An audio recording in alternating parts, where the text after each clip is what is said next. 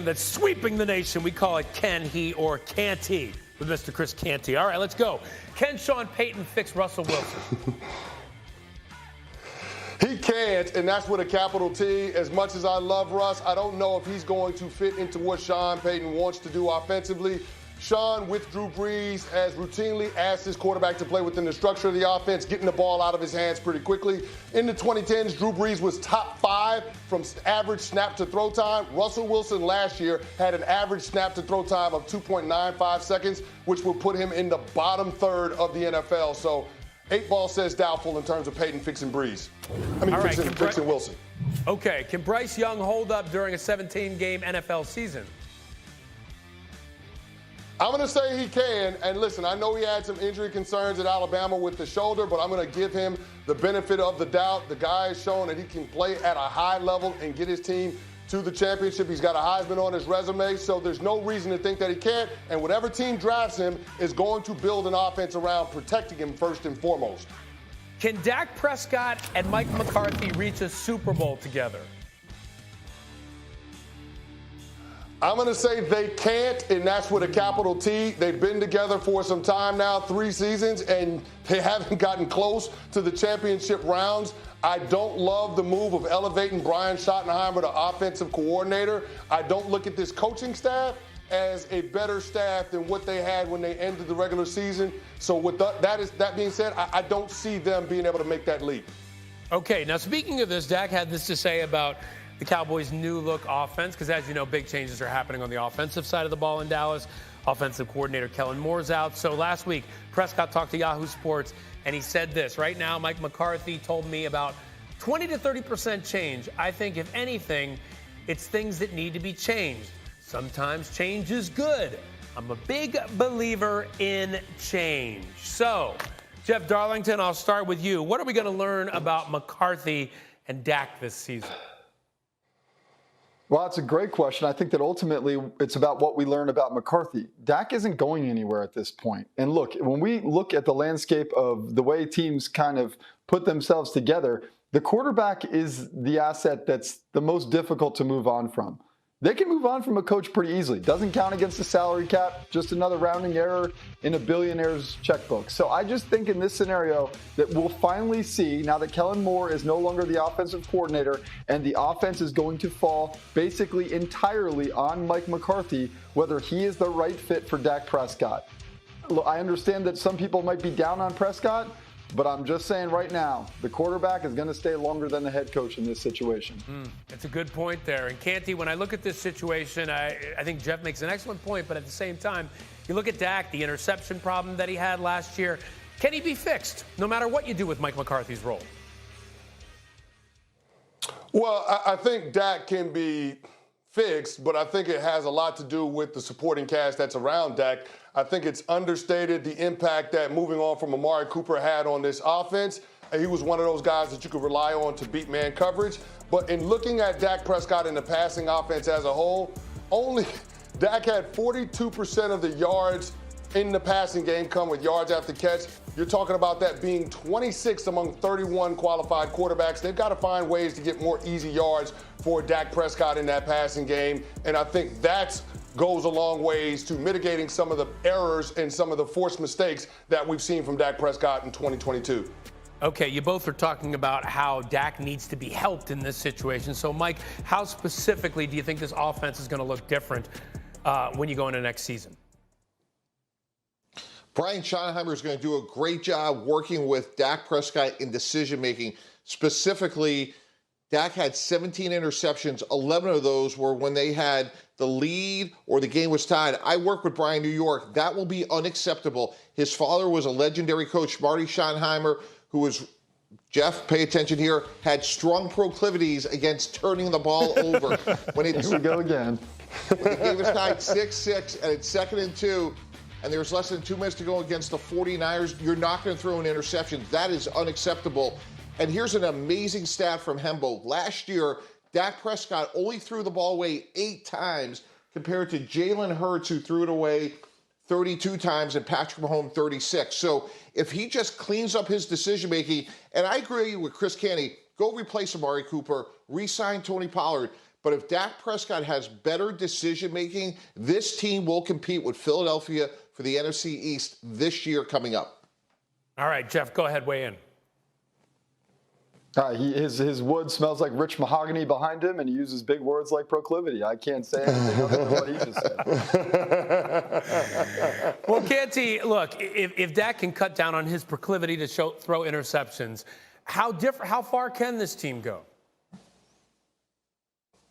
Well, I think there's no question about it. When you consider them being able to retain Dan Quinn, that defense is going to be what wins the day for the Dallas Cowboys. But make no mistake about it, there are some things offensively that they have to do to complement their defense. And I think the most important thing is being able to stay on schedule, which means you've got to retool that run game. That offensive line is getting a little bit old, but they're still effective. You've got to find running backs that can take advantage of the space created by those guys up front. As much as Jerry Jones might love Ezekiel Elliott, his better days are behind him. And considering what his cap hit is, I think you move on from him. Tony Pollard has the injury to the ankle. They've got to find another running back that can be a difference maker in that offense. And I think that's a part of the needs they address this offseason.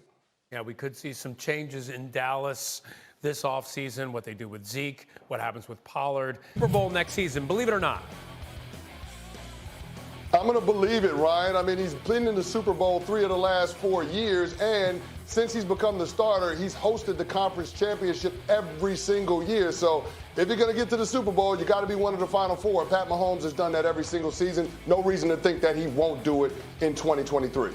Yeah, there you go. Just playing the odds there. Jeff, Joe Burrow will win MVP next season, believe it or not. I don't believe it because I follow a very clear commandment when it comes to my beliefs in the NFL, and that is every year for the next 10 years, I will vote for Patrick Mahomes as the MVP of that year. It worked out for me this past year, and I believe it will continue to be fruitful. Not saying that Joe Burrow is not fully worthy of that award at some point in his career. I'm just saying preseason-wise, I'm always going with Pat Mahomes. Nobody else gets an MVP preseason-wise. Just not fair. Mike Tannenbaum, the Bears should trade Justin Fields. Believe it or not. Believe it, I follow a clear commandment. Take the better player. Bryce Young is the better football player than Justin Fields. So go draft Bryce Young and trade Justin Fields. He's a good player, but he's young, has some inconsistencies, but I'm taking the better football player. Wow. Straight up the better player. How about that? Let's stop down on this and talk a little bit about Justin Fields and Bryce Young. Canty, what do you think of that? What should Chicago do with that first pick?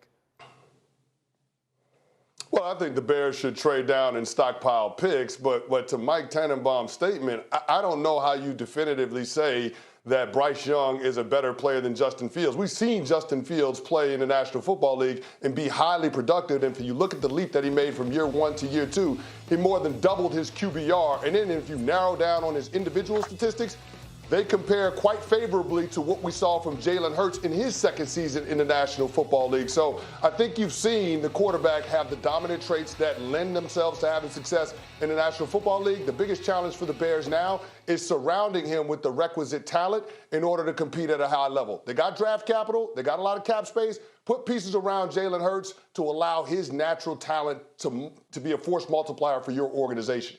So, Mike, respond to that. In the last 2 years, Justin Fields has 140 sacks, fumbles, and interceptions. He's only played in 27 games and leads the NFL in those categories. That's not to say that he can't get better, because I believe he will, but his proclivities of turning the ball over is a concern. I've scouted Bryce Young. I think Bryce Young's ceiling is way higher than Justin Fields. My only concern is if someone like Chris Canty tackles Bryce Young, that's a concern.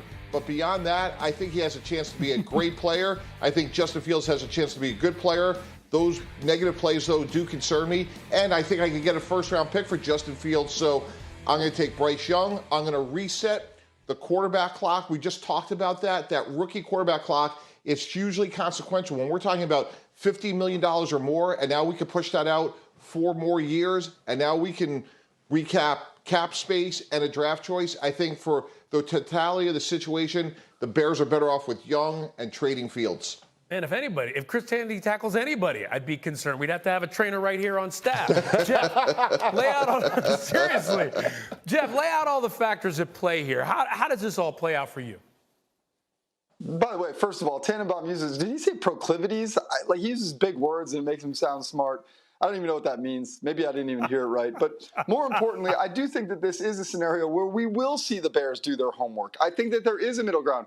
I don't know which quarterback's better. And quite frankly, I don't know that anybody can say it that distinctly right now. But I do think that we are watching an NFL team with a very valuable first overall pick, but has to find exactly what they will get for it before they know whether it's worth using. All the teams recently who have taken the emotion out of a situation have generally been pretty well off. The Chiefs trading Tyreek Hill, that would have seemed crazy before they did it. Just as the Bears trading Justin Fields right now might seem crazy. But teams have to sometimes take the emotion out of it. In this case, I don't know which direction they go, but it is something I think that they will very seriously consider. Mike, I seem to recall not too long ago you did an analysis of all the quarterbacks who've been drafted in the first round that had success.